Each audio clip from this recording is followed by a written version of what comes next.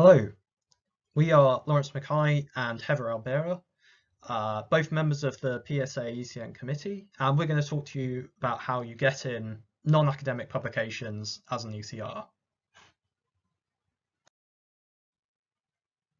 So why should you be listening to us? Well, between us, we've actually, while on our PhDs, racked up a fair amount of experience publishing in these kind of outlets. So, for example, I've had the opportunity to publish in The Guardian and The Independent, while Heather has written a slew of articles for The Conversation, which have between them racked up about 500,000 readers.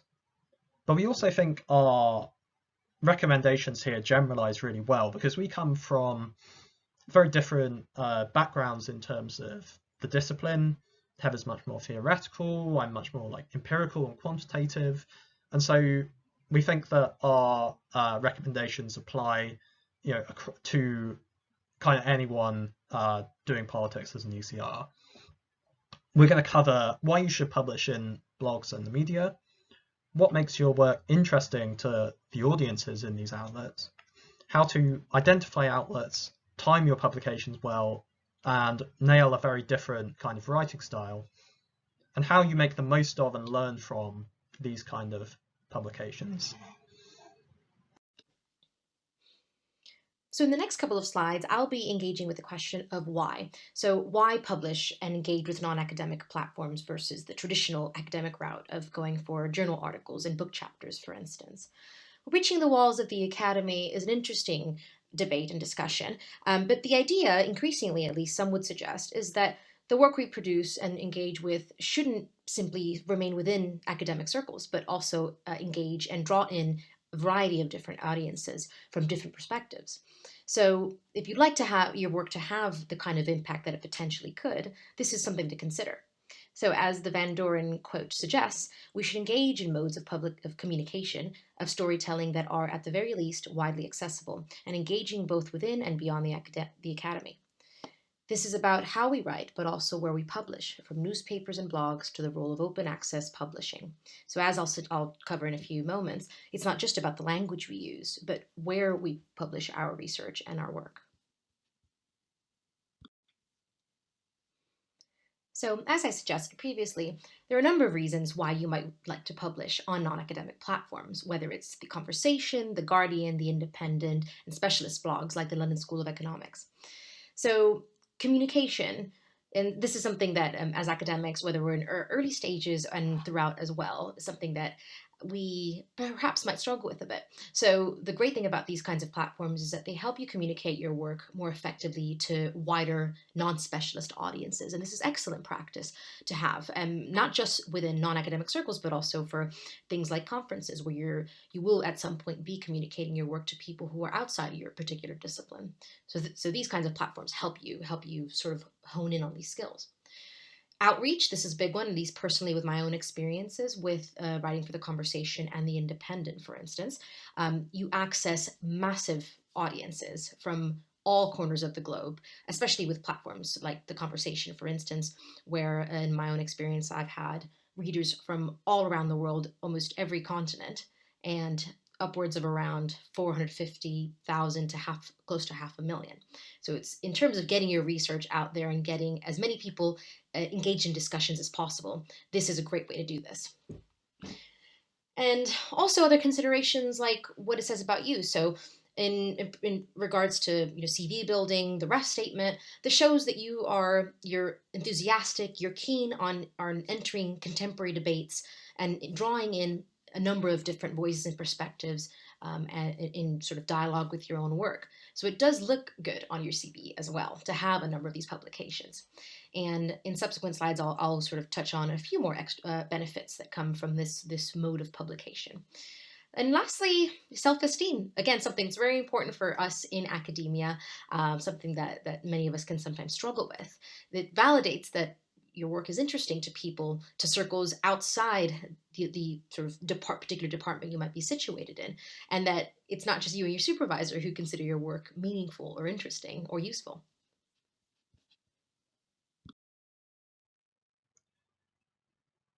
So let's say you've decided to publish in these kind of outlets, when should you go about doing that? Well, the first thing we'd say is, ECRs can have this belief that everything needs to be validated by your Viva, by peer review, but actually the benefits of publishing early on and publishing work in progress can be quite real and tangible.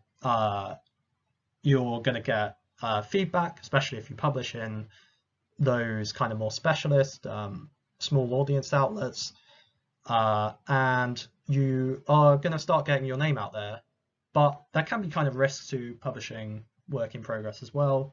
At an extreme, you might kind of get scooped on your ideas, but more prosaically, you might have to backtrack on some things you say in later publications if your empirics aren't kind of rock solid. So alternatively, we think timing these around academic publications can work. It has the effect of driving traffic to your journal articles, so that's definitely a benefit of publishing things later. But it's not mutually exclusive options. You can publish work in progress, potentially in smaller outlets, and then publish kind of more definitive statement on these issues in larger outlets later on. But we'd also note that publications don't have to be tied to research projects. Once you have established a name as a kind of quote unquote expert, then you can speak to these issues kind of anytime you want to, especially if you have these opportunities in terms of the political environment makes the issues you're talking about really salient.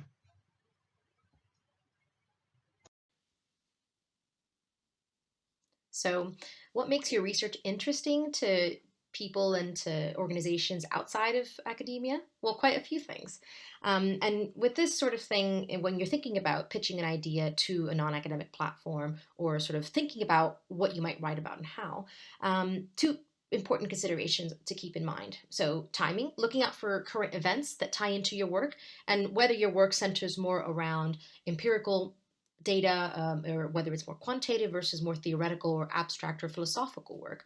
You can still find different ways to play around and to connect your particular research to contemporary events. This shows to the platforms that your work is timely and relevant, and that it's speaking to issues that are of concern to wider audiences and to sort of contemporary debates.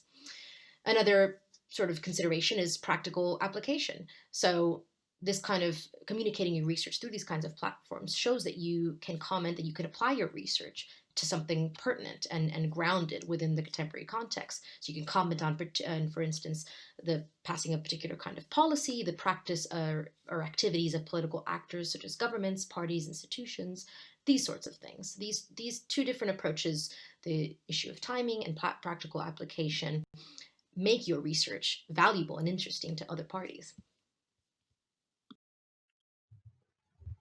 So what outlets are there actually out there for you to choose from, and what kind of audience can you get at those outlets? Number one, there are these kind of quite specialist academic blogs. So think of the PSA specialist group blogs like PSA Parliaments and some of the different blogs that you get on the LSE website. Now here you're going to reach quite a kind of small audience, but actually it's concentrated with academics who really might be interested in your work. Could be good for feedback, could be good for citations, always one to consider. Secondly, we have kind of specialist, generalist academic blogs. So The Conversation is quite a good example of this, although that has some unique features which we're going to touch on throughout this. You're going to get a larger audience. You are going to get academics still, but they might come from different parts of the discipline. You're also going to get a lot of non-academic readers. And finally, you have your newspapers and news magazines. Now you're going to reach a really large general audience, and it's worth bearing in mind that you have to be as accessible as possible when writing for these publications.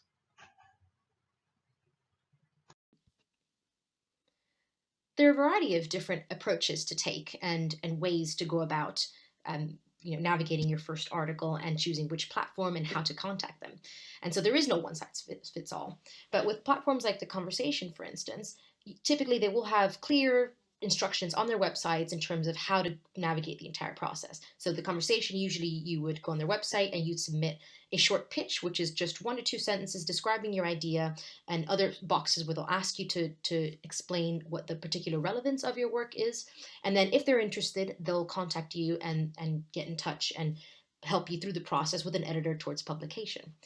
After you've begun to work with a particular editor and you've published your first piece, then things can be a bit more informal. So, for instance, in my experience, I found that I can directly email my editor with new ideas and new pitches. And likewise, my editor has gotten in touch with me asking if I'd like to write about a particular issue, current event that's happening in the world that relates to my work. Another great idea is to enlist your uni media team to help you get in touch with platforms like the Independent and the Guardian, for instance. It might be perhaps a little bit more difficult to get in touch with than others. Also, be on the lookout for anyone approaching you. So this tends to happen especially after you've written your first article or two, where you start to get noticed and your research is out there and people are paying attention. At this point, you will likely get emails from other platforms like The Conversation, the Independent and The Guardian, asking you to write articles for them. So this is sort of the exciting bit that happens from this kind of exposure. Exposure begets further exposure, as I'll go into towards the latter slides. So what actually kind of goes into one of these publications? Well, the first thing we'd say is that different outlets need different things. And so what we'd really recommend you do is you look at the recent publications from this outlet, especially the ones that got some degree of attention, and try to take some cues from what they're doing well. And some of the examples might be, they have a really clear argument, right? So in academia, we have all these kind of tricks we use which kind of protect us from criticism, right? So we have all this kind of hedging language, we stress a load of imitations of our work, but actually you're not going to have a lot of space to do that, and it can just kind of undermine you if you're writing for a popular audience. So actually you might need to work against these academic tendencies to some extent. Secondly, in terms of the evidence you're putting out there, use fewer but kind of killer examples, right? So an example from my own work would be that I published things before for popular audiences which, you know, try to translate things like a regression coefficient, statistically significant effect. But actually the first thing I did that really got a lot of traction was that I found that in certain regions of England, a majority of people believed that they had no influence on how government worked. And so just that simple concept of a majority, which everyone could kind of instantly get and kind of felt powerful, is something that can be way more effective than throwing a lot of complicated evidence at the reader.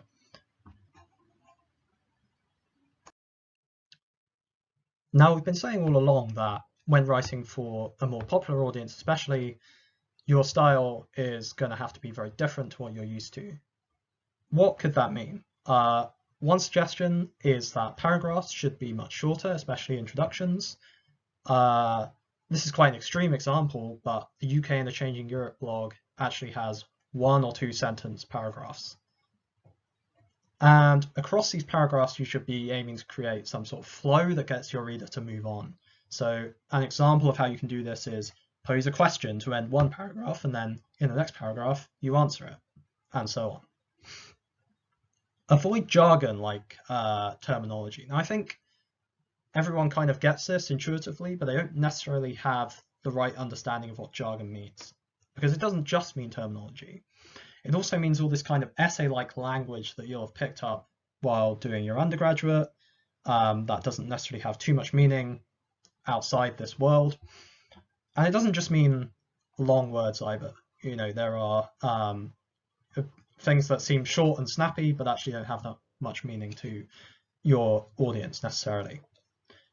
Now, one thing you might consider is tone, but actually you don't need to be informal or jokey to write for a wider audience. Some of the most kind of successful popular academics are quite dry and quite factual. and it's their evidence that's speaking for itself and keeping those readers drawn in.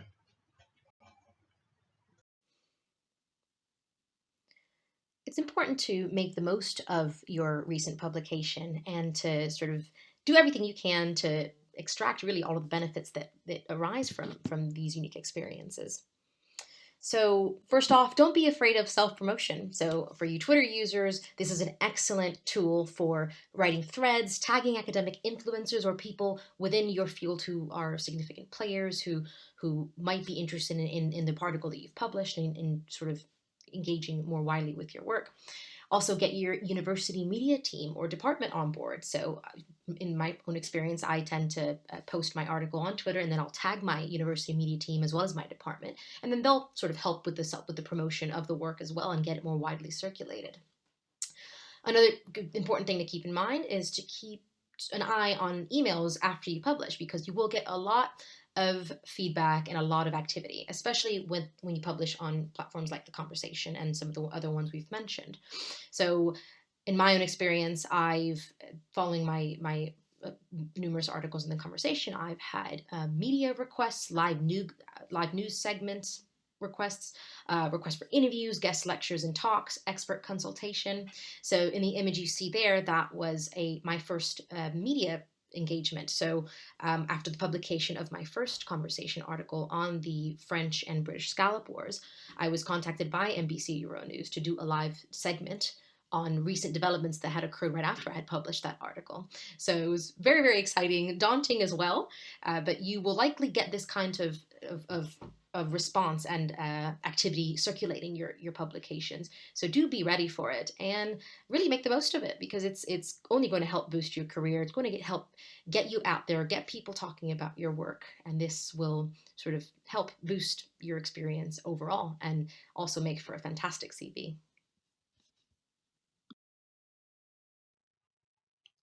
So congratulations, you published something in a non-academic outlet. Now, we think that's great, but we actually think the process doesn't necessarily end here, and there's real benefit to going through some kind of period of reflection.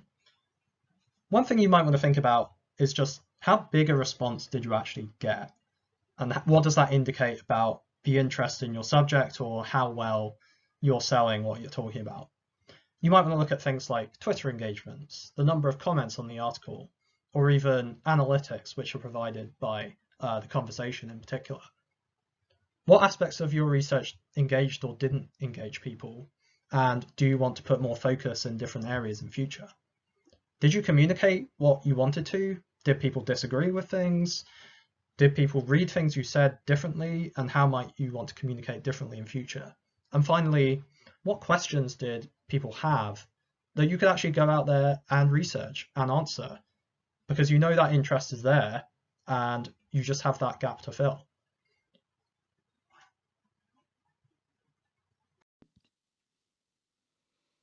So in conclusion, publishing on academic platforms has an array of potential benefits. An important part of this is the feel-good factor. It reminds you that your work is interesting and has wider applicability beyond the walls of academia.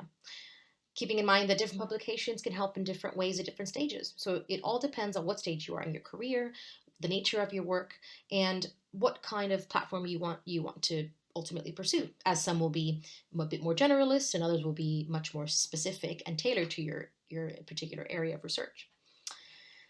Selling what's interesting in your work. So publishing on these platforms convinces key people in your field that your work has wider applicability, that's something that is interesting and timely. Keeping in mind as well that style is crucial.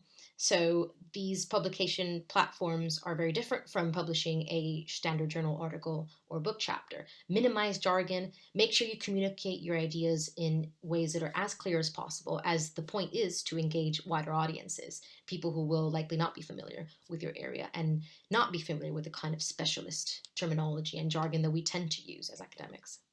And lastly, make the most of your publication. They will lead to a number of different opportunities, potential media communication. You might be asked to give a guest lecture. You might be asked to do an interview. A number of these different potential opportunities might follow. And it's good to take advantage of them because they will boost your profile and ultimately help enhance your career. And more importantly, just have fun with it. It's a really great opportunity to engage in important and timely discussions with other people, and it helps keep the conversation going. And finally, you're free to contact us if you want any more informal advice about these issues or to talk about the PSA ECN. Please follow the ECN on Twitter and join our network. It's cheap, you get all the benefits of being a PSA member, and you can join from all over the world. Within this conference, please see our other skills and professional development workshops, and enjoy the rest of Because the Internet. Thank you for listening, have a great day wherever you are, and goodbye.